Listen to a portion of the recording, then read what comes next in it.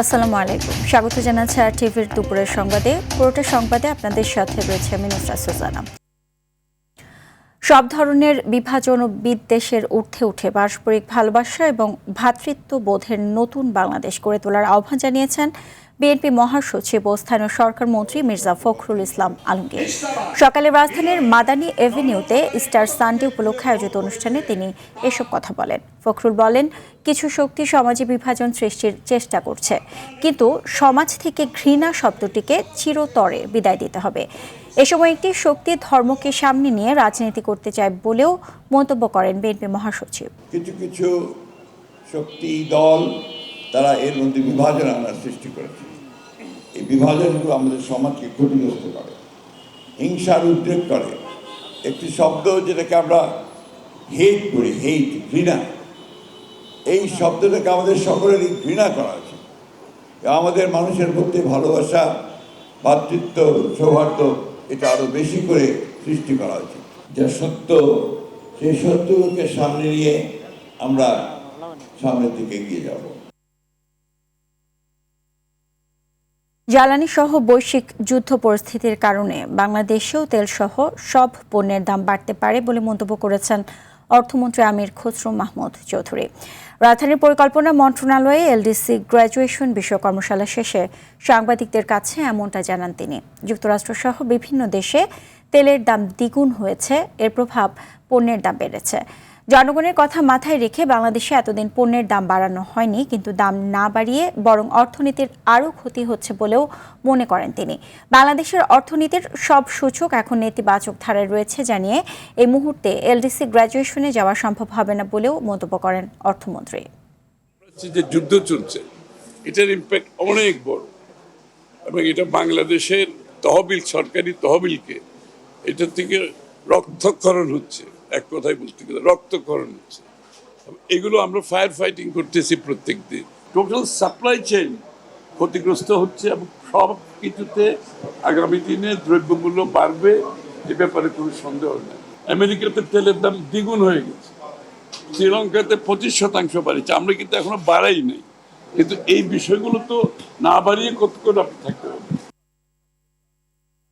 ইরানে হামলা পাল্টা হামলার জেরে মধ্যপ্রাচ্য জুড়ে যুদ্ধ পরিস্থিতির কারণে বিশ্ববাজারে জ্বালানি তেলের তীব্র সংকটের প্রভাবে পড়েছে বাংলাদেশ।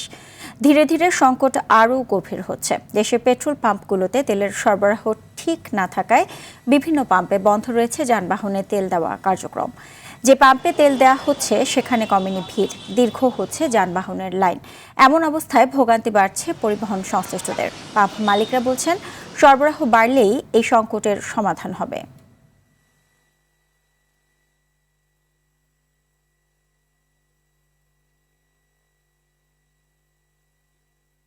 সেই রাত 9টা থেকে এখন পর্যন্ত এখানে লাইনে দাঁড়িয়ে আছি। পাম্পে জিজ্ঞাসা করলাম তেলের অবস্থা কি, ওনারা বললো যে গাড়ি আসলে পাবো। গত রাত্রের থেকে আমরা অপেক্ষায় আছি তেলের জন্য। আমার তেল এখন কতটুকু দেয় আমি জানি না, কিন্তু তেলের জন্য লাইনে দাঁড়া আছি। প্রাইভেট কারে 10 লিটার, তার বড় গাড়িতে 20 লিটার, বাসে 200 লিটার, এরকম আর কি রেশিও অনুযায়ী আমরা তেল দিচ্ছি। মোটরসাইকেলে 5 লিটার। সংকট কাটছে না জ্বালানি তেলের, এতে ভোগান্তি চরমে উঠেছে চালকদের। আর সংকটের প্রভাবে কৃষির জমিতেও সেচ কাজ ব্যাহত হচ্ছে। ঢাকার শিল্পাঞ্চল আশুলিয়ায় লোডশেডিংয়ে কারখানাগুলোর একমাত্র ভরসা তেল। আর কাঙ্ক্ষিত তেল না পেয়ে বিপাকে কারখানায় কর্মরতরা। ঘন্টার পর ঘন্টা লাইনে দাঁড়িয়েও পাম্পে তেল পাচ্ছে না চালকরা। হবিগঞ্জে খুচরা বাজারে অতিরিক্ত মূল্যে জ্বালানি তেল বিক্রি হচ্ছে, যদিও পাম্পগুলোতে তেলের জন্য দীর্ঘ লাইন চালকদের। এদিকে মুন্সিগঞ্জের পাম্পগুলোতে তেলের সরবরাহ না থাকায় বন্ধ রয়েছে সবকটি পাম্প।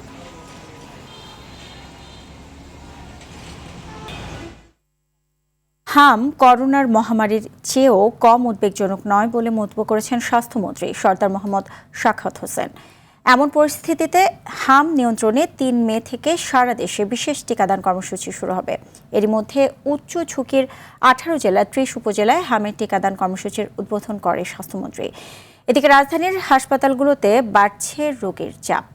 আরও জানাচ্ছেন বিপুল দেবরায়।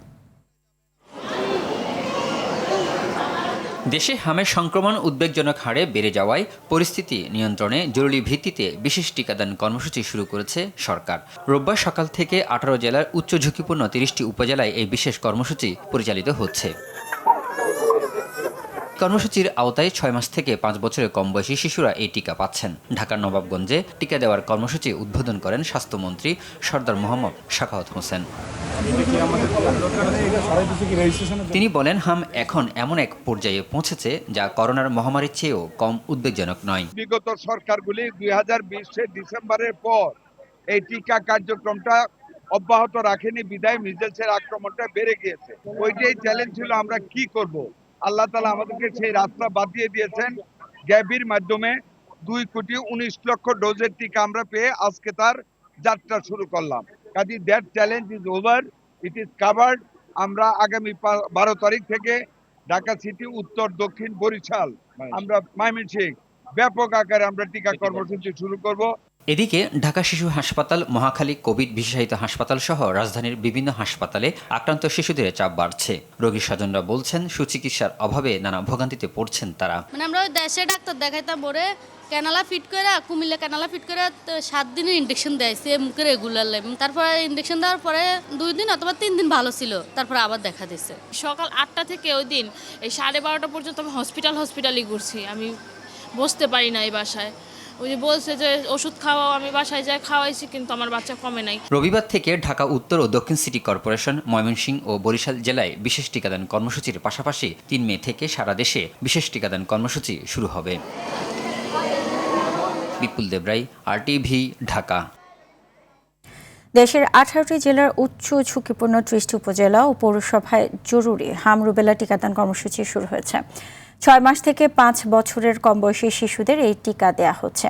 কোনো শিশু আগে টিকা পেয়ে থাকলেও 5 বছরের কম বয়সী সবাইকে এই কর্মসূচির আওতায় আনার কথা জানান সংশ্লিষ্টরা। পর্যায়ক্রমে তা সারা দেশে সম্প্রসারণ করা হবে। আগামী 21 মের মধ্যে সারা দেশে এই কার্যক্রম শেষ করার কথা রয়েছে। এদিকে রাজশাহী মেডিকেল কলেজ হাসপাতালে 24 ঘণ্টায় হাম রোগের উপসর্গ নিয়ে 2 শিশুর মৃত্যু হয়েছে। হাসপাতালে 24 ঘণ্টায় 14 শিশু সহ হাম উপসর্গ নিয়ে মোট শিশু ভর্তি রয়েছে 125 জন। কুষ্টিয়া জেনারেল হাসপাতালে হামের উপসর্গ নিয়ে ভর্তি আছে 32 জন। হামের প্রাদুর্ভাব মোকাবেলায় সরকার সম্পূর্ণ প্রস্তুত রয়েছে বলে জানিয়েছেন স্বাস্থ্যসেবা বিভাগের অতিরিক্ত সচিব হুজুর আলী। সকালে রংপুরের পীরগঞ্জ উপজেলা স্বাস্থ্য কমপ্লেক্স পরিদর্শন শেষে তিনি এসব কথা বলেন।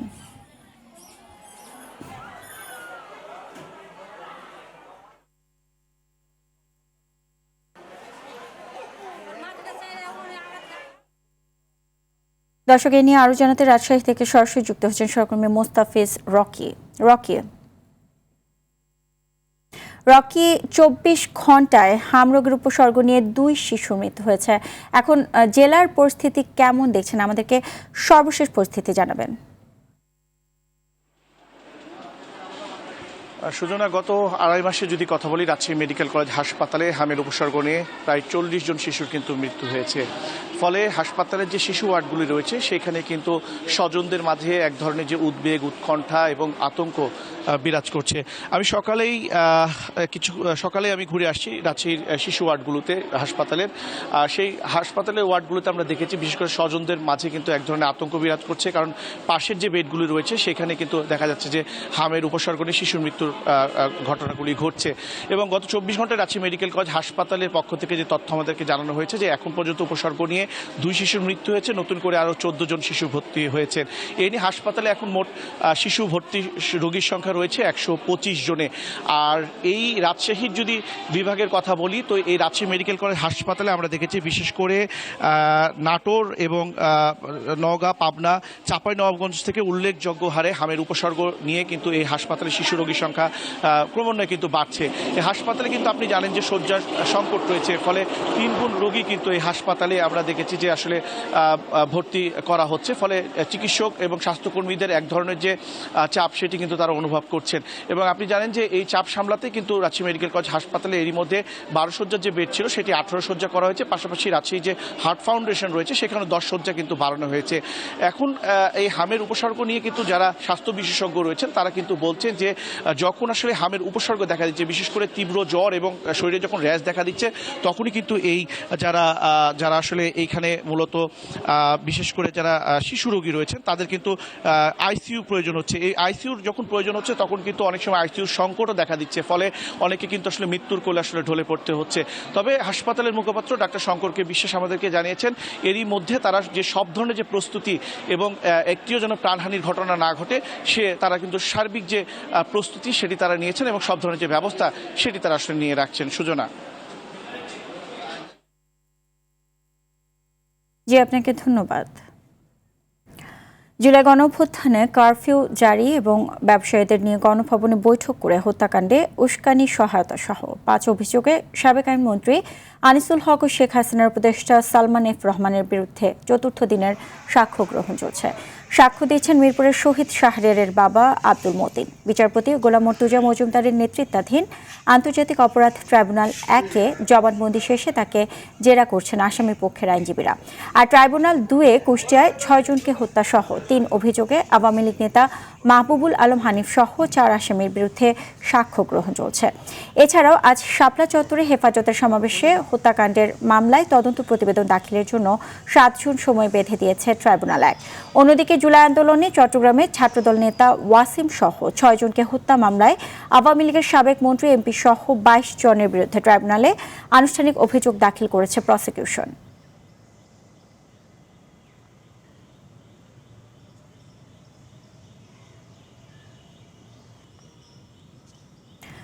পেশাদার মানবিক ও প্রযুক্তি নির্ভর সংস্থা হিসেবে র্যাব গড়ে উঠবে এবং আরও দায়িত্বশীল ভূমিকা পালন করবে বলে আশা প্রকাশ করেছেন র্যাবের নতুন মহাপরিচালক আহসান হাবিব পলাশ। গেল 28 মার্চ সংস্থাটির 12তম মহাপরিচালক হিসেবে যোগদানের পর আজ দুপুরে রাজধানীর কারওয়ান বাজার র্যাবের মিডিয়া সেন্টারে সাংবাদিকদের সাথে মত বিনিময়ে তিনি এমন প্রত্যাশার কথা জানান। র্যাবের বিলুপ্ত পুনর্গঠন কিংবা যে কোনো সিদ্ধান্ত সরকারের এখতিয়ার বলেও জানান নতুন মহাপরিচালক। সংবাদ সম্মেলনে সম্প্রতি আইন শৃঙ্খলা রক্ষায় র্যাবের ভূমিকা তুলে ধরেন ডিজি।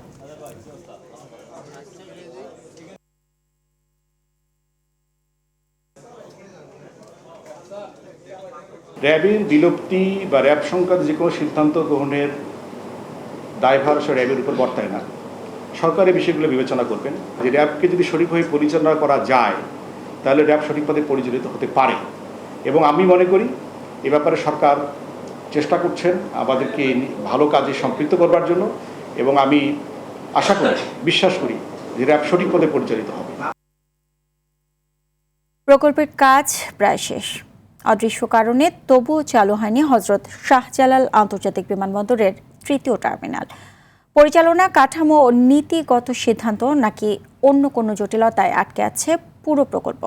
চালু না হওয়ায় বাড়ছে ঋণের সুদের চাপ, হারাচ্ছে সম্ভাব্য রাজস্ব, আর পুরনো টার্মিনালে বাড়ছে যাত্রী ভোগান্তি।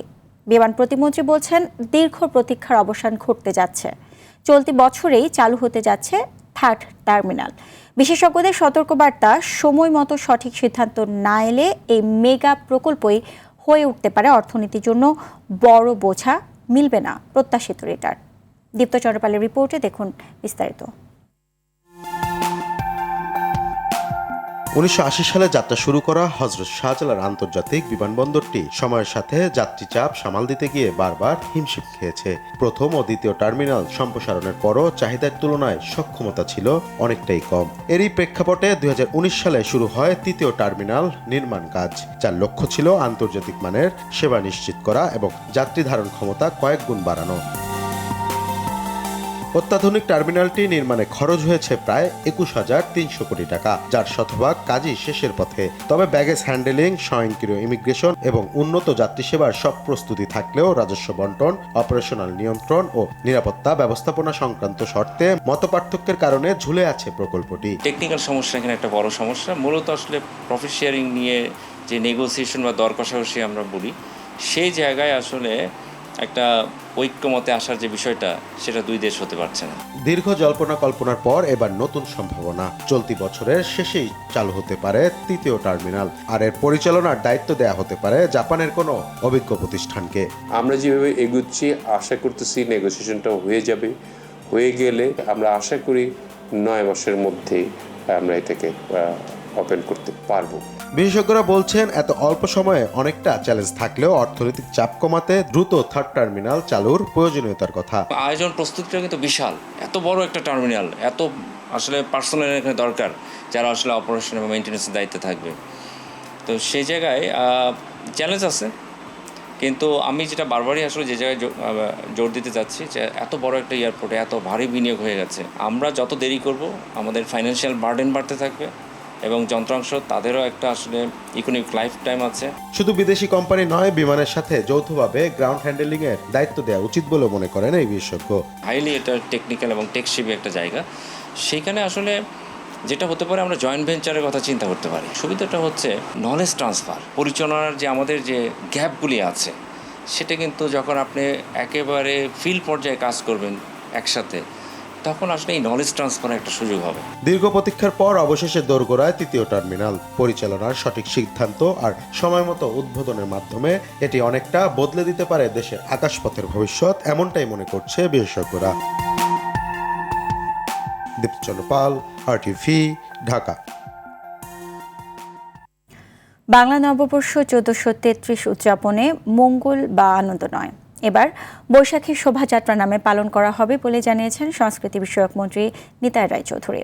সচিবালয়ে বাংলা নববর্ষ এবং চাকমা, মারমা, ত্রিপুরা, গারো ও অন্যান্য জাতিগোষ্ঠীর নববর্ষ উদযাপনের লক্ষ্যে সভা শেষে সাংবাদিকদের তিনি এ তথ্য জানান। এই নামের কারণে ইউনেস্কোর স্বীকৃতি নিয়ে কোনো সমস্যা হবে না বলেও উল্লেখ করেন সংস্কৃতি মন্ত্রী। আনন্দ ও মঙ্গল শোভাযাত্রার নাম নিয়ে বিতর্ক করার কিছু নেই বলেও জানিয়েছেন নিতাই রায়চৌধুরী। আমরা সেই জায়গাটা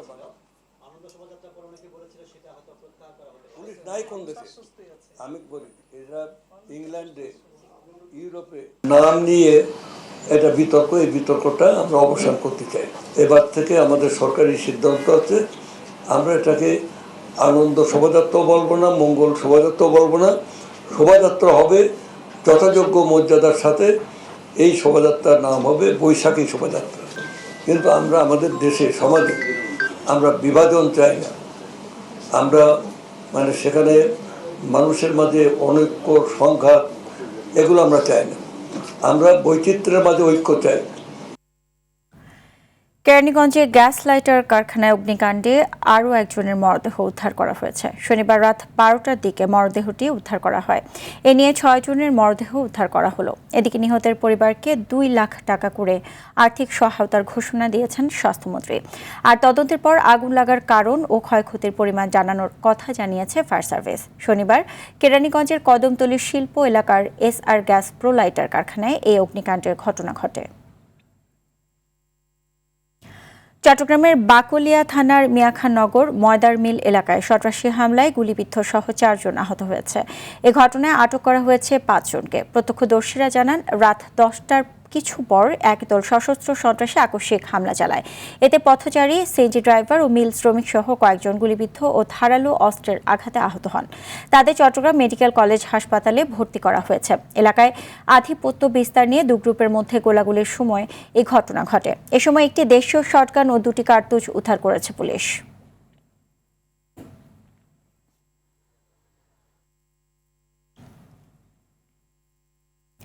ব্যক্তির আয় কমলে আগামী বছর থেকে কেটে নেওয়া আগাম কর সরাসরি ব্যাংক অ্যাকাউন্টে রিফান্ড হবে বলে জানিয়েছেন জাতীয় রাজস্ব বোর্ডের চেয়ারম্যান মোহাম্মদ আব্দুর রহমান খান। এছাড়া চলতি মাসে কাস্টমস অটোমেশন কার্যক্রম পুরোপুরি চালু হবে বলেও জানান তিনি। সকালে আগারগাঁও জাতীয় রাজস্ব ভবনে প্রাক বাজেট আলোচনায় তিনি এসব কথা বলেন। এ সময় আমেরিকান চেম্বার জানায়, বর্তমানে সব মিলিয়ে 85% বেশি কর দিতে হয় সিগারেটের ক্ষেত্রে, যা অনেক বেশি। পাশাপাশি সফট ড্রিঙ্কসের 30% থেকে 15% সম্পূরক শুল্ক কমানোর দাবি জানায় সংস্থাটি।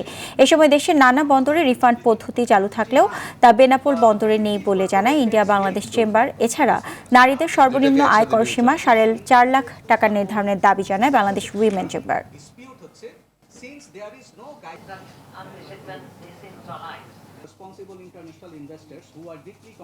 আমি রেজিডেন্ট থেকে কি নন রেজিডেন্টকে কম রেটে ট্যাক্স করবো কিনা, আনসার শুড বি নো। আমার তো ধরেন লেভেল প্লেইং ফিল্ড থাকতে হবে। তা আমি এই জন্যই TDS যত বেশি হবে আমার ওদিকে গ্যাপটা তত কম হবে। কথা বলছেন না? আগেও ছিল তাই, যে নন রেজিডেন্ট থেকে সবসময় ট্যাক্স কাটা হতো হাইস্ট রেটে। উদ্দেশ্য হলো রেজিডেন্ট ট্যাক্স পেয়ার তো আমি সে কর্পোরেট রিটার্ন দিবে, যতটুকু ট্যাক্স কাটলাম ওইটার অ্যাডভান্স ট্যাক্স ক্রেডিট পাবে আর বাকিটা সে পরে দিবে, তাকে আমি এখানে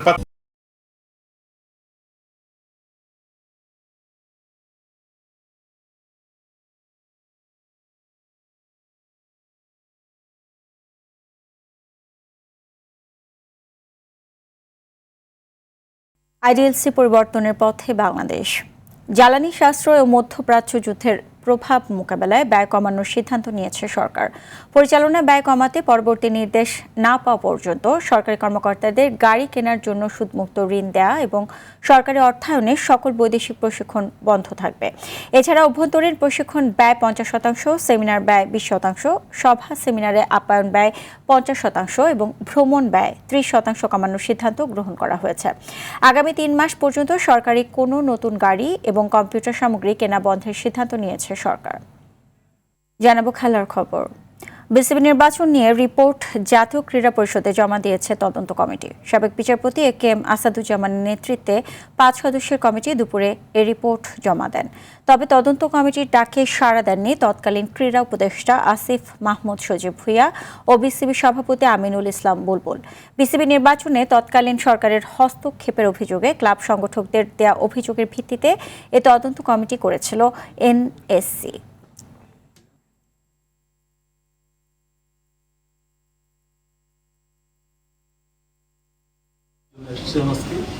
আমরা জমা দিয়ে গেলাম।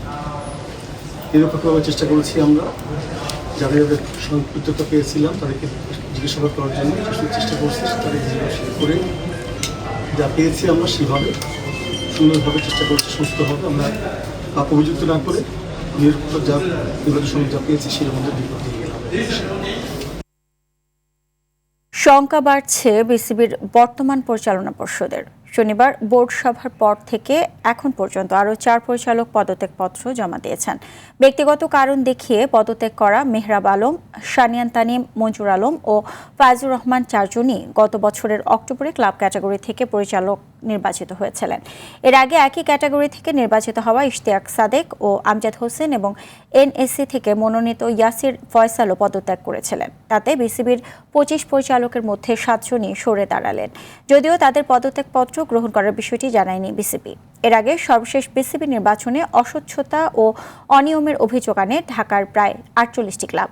তাতে গত 11 মার্চ 5 সদস্যের তদন্ত কমিটি গঠন করে জাতীয় ক্রীড়া পরিষদ 9 তারিখের মধ্যে সে প্রতিবেদন জমা দেওয়ার কথা। দুপুরের সংবাদে পর্যন্তই। জেলা সংবাদ বিকেল 4:45টায় দেখার আমন্ত্রণ রইল। এতক্ষণ সাথে থাকার জন্য সবাইকে ধন্যবাদ।